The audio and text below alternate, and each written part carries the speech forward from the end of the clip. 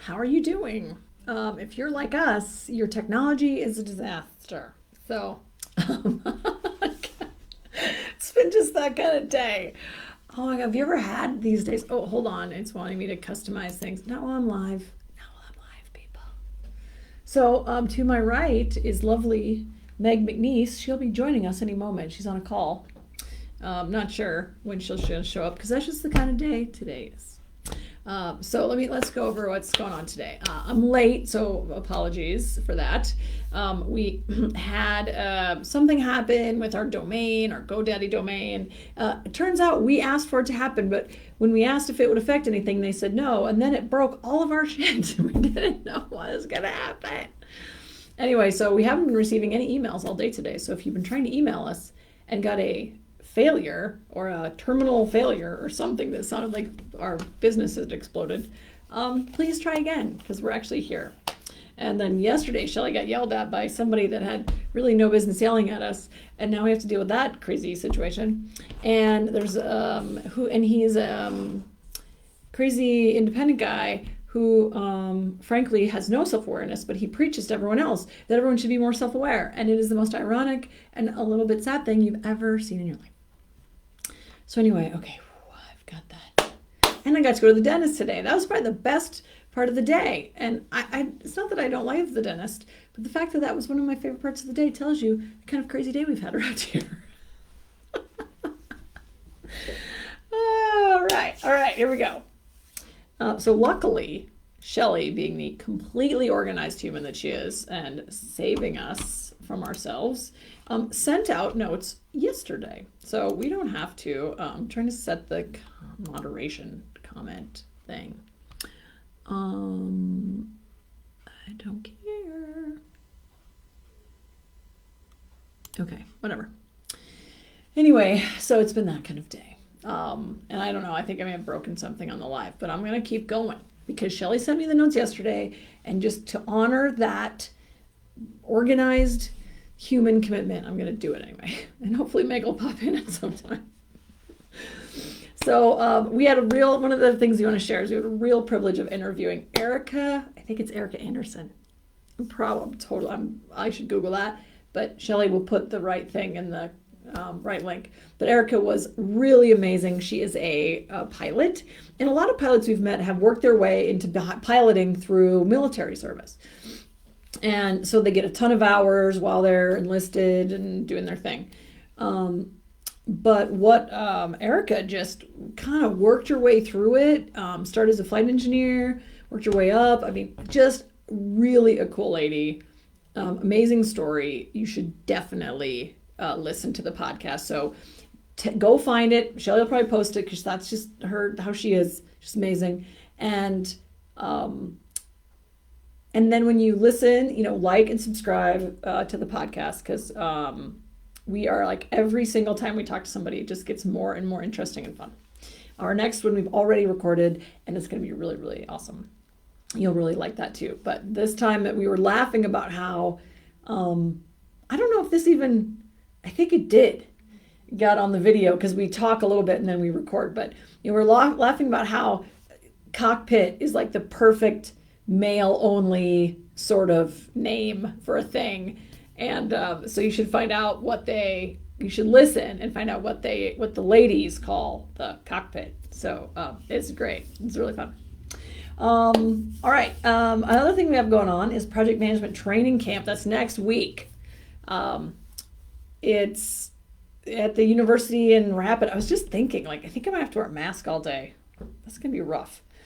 But it'll be great. We love teaching it. We actually didn't do a lot of recruiting because of COVID. They have real hard limits on class size and how many people we can have in one room. So that's all going to be good. So it's a pretty small class, but if you have got a last minute interest, Monday, Tuesday, our separate class, Wednesday, Thursday, Friday, our separate class. I'm happy to chat with you about that. Reach out if you're interested. Our weekly quote. If you are a leader, Helix Culture Types will give you a light bulb insight to not only your own preferences, but also those of your team. I was just on a call with a good friend of mine who has been in our space, met him through the Hero Club, been in our space for a while now. And we were talking about how to understand how your team operates and how that can differ from your own is like such a key and interesting insight into how to actually help your people work better and work better together as a team. So yeah, it was really fun to catch up and talk about some of those things. And he's hiring some new people and talking about how those people might fit into his style. And it was really, really fun. And I'd love working for him because he's the kind of thoughtful leader that we all wish we had, frankly. Okay, our weekly writing prompt. Write down 10 interesting facts about yourself, which I think this is such a great question. And if Meg ever springs off the commitment, whatever she's up to in her office that she can't break away from, if she ever joins us, I'm going to be sure to ask because I think she could probably come up with lots of interesting facts about herself. For me, interesting facts. I guess I have been to Machu Picchu, which is one of my favorite places in the world. Definitely worth going to. Hike in, do not drive in if you can. Hike in, it is worth it. You have to go, you have to get a guide. They only let 200 people on the trail, on the Inca Trail every day. So you have to go with a licensed guide. So you make sure that you coordinate that ahead of time because it's definitely worth it. Another interesting fact, I'm the oldest daughter, but second sibling in my family. I used to know how many countries I'd traveled to, which is a lot, like 20 something, I think. And then Cappy showed up in my life and he's been to over 60. So he's got me beat on the traveling number. Other interesting facts. One time when I was in Honduras, I was actually in the middle of an attempted military coup, which was pretty interesting. That's a fun story. That one is about, I was working at the embassy and I got a phone call from some Puerto Rican USGS guys that were staying in the hotel I was staying in. They said, hey, do not get in a cab, don't walk home, because I walked to the embassy and they always worried about me. Said, do not walk home, do not get in a cab, we will come get you.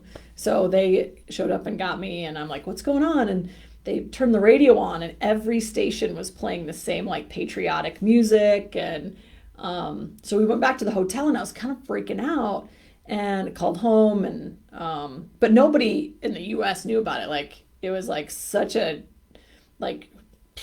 it wasn't even a big deal apparently on the world stage. And so I called my guy at the time and kind of told him I was okay in case he heard anything, and called the embassy and I talked to a Marine, young Marine guy. I was like, I couldn't tell you how good it was to talk to a guy with an American accent. And he's like, oh, we're going to go and do a sit rep and I will call you back when we get out and let you know what the status is. I'm like, should I be worried about getting evacuated? Like, what's happening? Because they had shut the airport down. And so anyway, I went downstairs. The Puerto Rican guy said, come downstairs, have some dinner at the bar. And I went downstairs and they were like singing karaoke. And I'm like, what is going on? And the locals were like, whatever, this happens all the time. Well, turns out the president had his helicopter running out behind the mansion all day into the night, because they did, if this whatever certain bad thing happened, he was gonna get in his helicopter and leave. So apparently it was a bigger deal than they thought, than the locals thought it was. But anyway, it's very dramatic. So that's an interesting fact of mine. I was in the middle of a military coup in a third world country. I don't know if I ever told my parents that story. I'm sure I did. I'm surprised they ever let me go anywhere. I was probably in my 20s. Yeah, it was after my master's degree, before my PhD, so that would have been like 99-ish, 99. So, yikes. So that's just the kind of interesting facts I have. All right, so write down 10 interesting facts about yourself. And the reason that's important is because a lot of times we kind of forget the kind of cool stories we have, and we forget to value our experiences sometimes. So share an interesting fact of yours if you like. Let's see, IX leadership member questions. Okay. Oh, here we go. Well, this is a Meg question, so I'm going to pass on this question. I'm going to post it, and if you guys have opinions, or I'll mention it. If you guys have opinions, please feel free to share. So I'm an HR director. Do you think getting my SHRM certification is a worthwhile investment? So that I don't know. But what I do know is that if you are SHRM certified and you need your credits to stay current on your certification, some of our training materials are actually SHRM certified. So if you love our stuff and you're in SHRM and you want to keep your SHRM up to date or your certification up to date, check out our stuff. I'm sure Shelly would be happy to tell you or point you in the right direction of which of our materials are certified for hours for your professional development units. Let's see. How do you eliminate the separation between two businesses under the same entity? Also, if you're in a leadership role, how do you make everyone stop effing gossiping? Here's an interesting idea. So I'm going to answer the second one first. So how do you get people to stop gossiping? Well, first of all, most people love it. A lot of people love it, and a lot of people, the challenge is if gossiping is destructive, right? And so I'm assuming if you want people to stop gossiping, that there's some destructive gossiping going on. A couple of things. First of all, if there's destructive gossiping and destructive drama, you need to put a stop to it. And whether that's you fire somebody or you put people on notice or you have conversations, like sometimes you just got to have those conversations. But often what the gossiping comes out of is a lack of really understanding what's going on or a lack of believing that what you're saying is true. And so then you understanding and focusing in on, when there's a communications gap, people make shit up, period. So tell the story over and over again, send the email, say the words, tell everyone, like if you're a leader and you have team leads under you, tell every single team lead the same story. So they, no matter what person goes to who, they're getting the same story. What we really see happening when the gossiping and kind of the negative drama starts happening is when like I want to go to Rich and get a story, like, and ask him a question. Then I want to go to Susie and ask her a question, and they both give me different answers, even though I asked the same question. So it's really, really important to have a consistent message, consistent understanding, consistent connection to what the reality, and make sure everyone is understanding how that reality works for them and their people and that kind of thing. So if there's gossiping, it usually means that there is not enough trust built or not enough communication going on. The way to get trust is to actually follow through on things that you say. So sometimes that the stopping gossiping takes a long time because you have to develop the muscle of trust where the things that you do, they can trust that the things that you say are the things you're going to do. So for sure the gossiping, sometimes gossiping is harmless. People like to talk about other people because their own lives are boring or whatever. Another angle you could take with the gossiping is like another sort of parallel example is we always have leaders come to us and say, listen, we have people that love to create drama. And so we want to, how do we help people? What do I do with this guy who wants to create drama all the time? And my advice is give him something to do. Give him something distracting. Well, speaking of distracting, welcome. Hi. How you doing? Great. We solved the technology problem. I'm not convinced it's completely solved, but I see new emails in my inbox. So yeah, well, the solving is Brett switched it over to the 365 thing, and that broke our Gmail. Yeah, we know what the problem was. Oh, we yes, knew that yeah, you could fix it, but we couldn't get it to you. Yeah, and I told Brett, I'm like, next time when no one's getting email, interrupt me. I will stop the things I'm doing and get that fixed. So anyway, that's our fun day. Yes. So yeah, I didn't know that was the problem, or I would have just done it at home.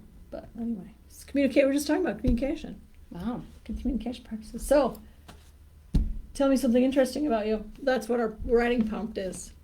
Write down 10 interesting facts. And I told the people that when you got here, I would ask you about interesting facts. Oh. So I bet you've got a ton of them. I don't know. Do I have a ton of them? I told a story about how I was in a military coup, attempted military coup in Honduras. That's an interesting fact for me. Yeah, well, see, this is what happens. You upstage me with your interesting facts. I don't have any crazy shit like that. I was the first person to graduate with a business ethics degree from Creighton University. That's a pretty interesting fact, actually. How many people have since graduated, do you know? Shit, I don't know. Oh, that'd be really interesting to say. Yeah. One of, the first of the first of many. several. Yeah. Yeah. Well, you're setting the bar high. Yeah. So. Yeah. Interesting facts about me. I broke my ankle in 8th grade playing basketball, but volleyball started the very next week, and I really, really wanted to play volleyball. So when we went and did the x-ray, I don't really know how, not like I'm sort of powerful or anything, but I'm like, I'm pretty sure it's not broke. It's not broke, right? It's not broken. It's fine. It'll be fine. We're going to put it in air cast and it'll be fine. So they did that. And then found out later when I was 16 and my ankle basically just didn't work anymore. They had to have surgery on it, that in fact it was broken and completely tore all the tendon out of there. So. And you continue to. So I played sports. Faff about on it. I played sports like a mad dog and rodeoed and ranched and everything for 8 years on a broken ankle that I didn't know about. That never healed correctly? Yeah. Crazy. The moment that I knew I had to do something about it was my coach, hi Mr. Krillo, if you're watching, he always taped my ankle, and I'd only let him do it because he would actually do it tight enough that it would hold my ankle. Oh, hold your whole freaking ankle together? Yeah. I see. No one else would do it quite so tight because Right. it'd turn your toes blue, but he's like, well, all right, I'll do it. So he did, and the one time he said to me, or finally he said, kid, I cannot get this tape tight enough to not hurt you and damage your toes and stabilize your ankle. Oh my God. So he's like, it's time you got to do something about this. So, and the guy who did my surgery was the most dreamy surgeon, like Dr. McDreamy, hardcore. So I was like this 16-year-old. He's like, well, we're going to have to do surgery. I'm like, oh, does that mean you're going to have to touch me? Whatever you say, Whatever you say, doctor. So, anyway. It's like the movie that where Keanu Reeves is the doctor. Have you seen that? No, It's so funny because he brings them coffee. There's 3 ladies wait in the waiting room, and he brings them all coffee to sit down and kind of tell them what's going on, and they're all like, thank you, doctor. It's exactly what it was. I see. Well, just like that. I love it. I didn't even know you had ankle surgery before. I did when I was 16. Yeah. Whoa. Yeah. That's craziness. Yeah. I rolled my ankle in volleyball, in 8th grade volleyball too. Apparently, when you're growing that fast and all of your joints are loose, it's a problem. The elasticity is an issue. Yeah. So much for that. Anyway, well, look at that. Fact I didn't know. It's interesting. Wow. Fact. That is interesting that you didn't know. I didn't know you didn't know. I know. You'd think you would know everything at by this now. point. I know. Yes. For real. Yeah.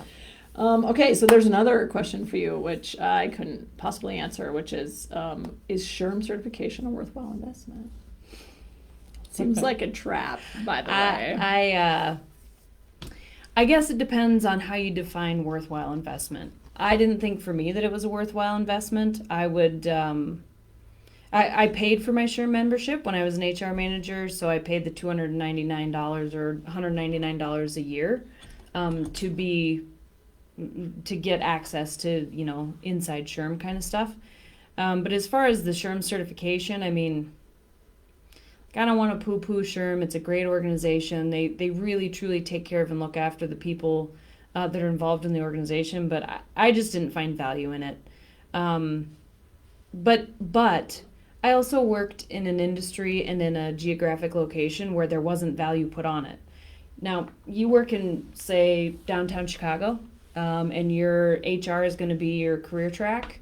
It sure doesn't hurt to have those credentials on there. The assessment isn't hard. The materials, the study materials are really great, and it's not that expensive. So I would say it really depends on what you value or why you might need it.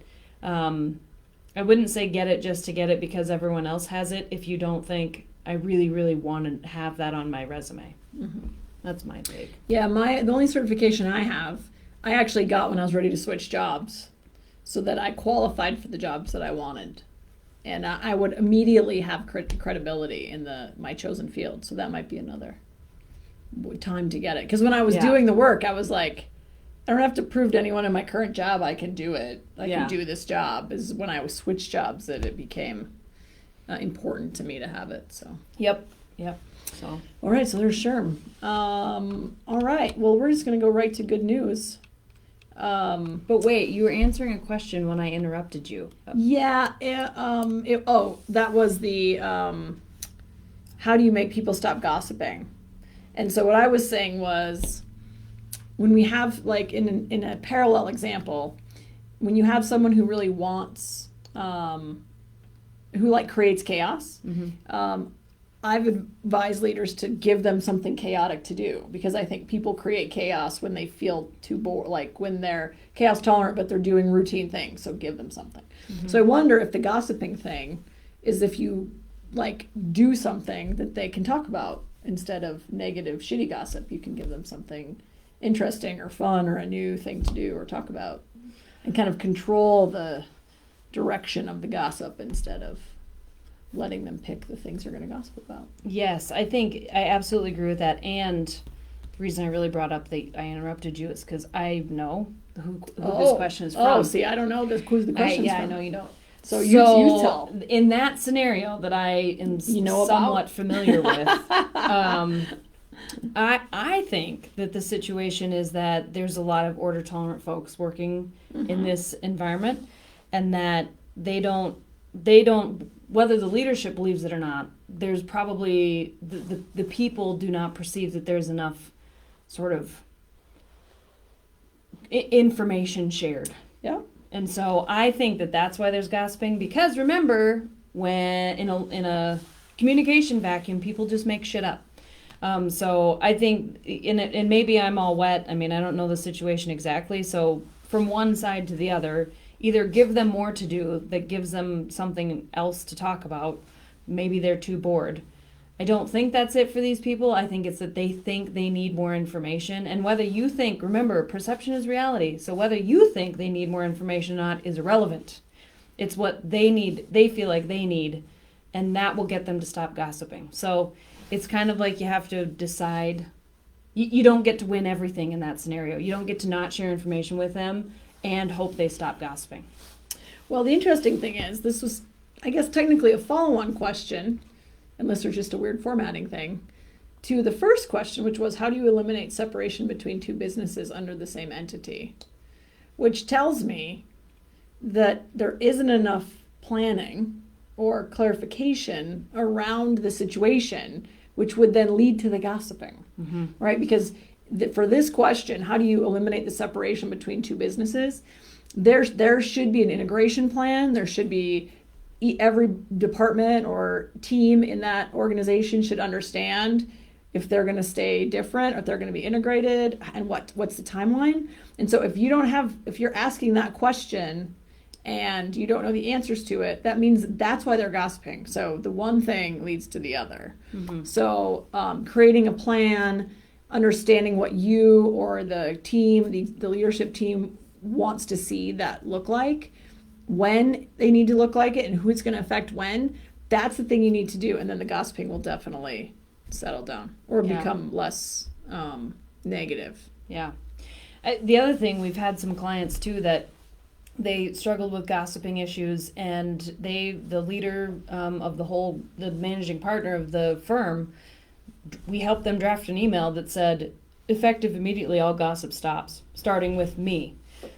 So, another thing to think about is when we gossip with each other in our own space, we don't think we're gossiping or being crummy or talking out of turn or whatever. We're just visiting.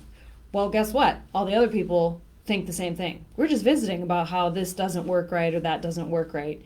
When you catch wind of it, you're like, screw you. You want my job? But they're just talking like you're just talking. So if you want to stop gossip, it very likely, it always, in every organization, it exists across the whole organization. So not going to stop it. Yeah. So if you want to get a handle on it, then have your leader send out an email that says, effective immediately, no to gossiping. And if it's heard, you're going to be asked to stop, and that's going to be uncomfortable, and you don't want that. Or you'll be written up, or whatever your guys' approach is in your organization. So Anyway, Yep. lots of different ways to think about that. Yeah, see, you can see now why we share a brain, because I said something pretty related to some of those things before you came Oh, in. good. Well, sorry for the duplicate. No, it's and good. you're welcome. It's good, because it's always a slightly different take, so I love it. All right, in honor of Women's History Month, share who your favorite women in history are. Favorite women in history, huh? I mean, I think Eleanor Roosevelt seems like she's kind of a badass. Yeah, I did a lot of research about Margaret Thatcher.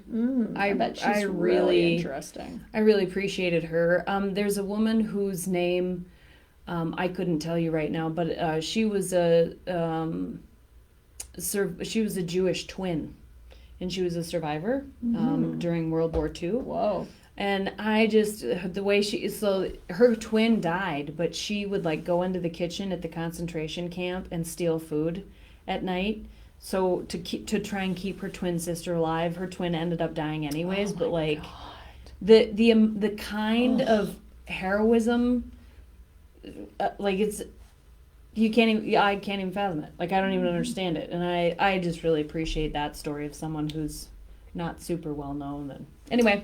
Yeah, I also love the story of Sacagawea, the story of, she's alone on the frontier traveling with Lewis and Clark and basically saving their ass left and right and having a baby on her own in the wilderness with these dudes that probably have no clue what's happening. I mean, I think that's pretty epic. Incredible. Yeah. I think that's incredible. Yeah. I think most people can survive on the frontier anyway, let alone doing all the shit she pulled off. So I also love that too. And, I have to say, I just really, Calamity Jane, man, she's just a badass all the way around. Wasn't she, like, super, like, needy, though? Like, with, Wild Bill? Wild Bill, like, all the allegedly, letters. but hello, I mean, right, it's the Wild West. Anybody who needs anything beyond a drink and a screw from you was needy, I suppose. Yeah, I suppose. If she was really smitten with him. Yeah, she was. She wrote him a ton of love letters, and I don't think he ever wrote back. No, he showed his love in other ways, I'm sure. I'm sure.